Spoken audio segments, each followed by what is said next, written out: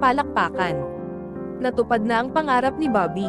Sa kanyang silid-aralan, araw-araw na nagbibigay inspirasyon si Bobby sa kanyang mga estudyante.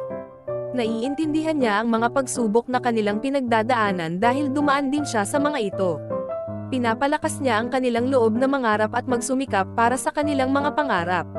Itinatag din ni Bobby ang mga scholarship upang tulungan ang ibang mga batang nangangailangan, tulad ng kanyang dating pangangailangan ng tulong.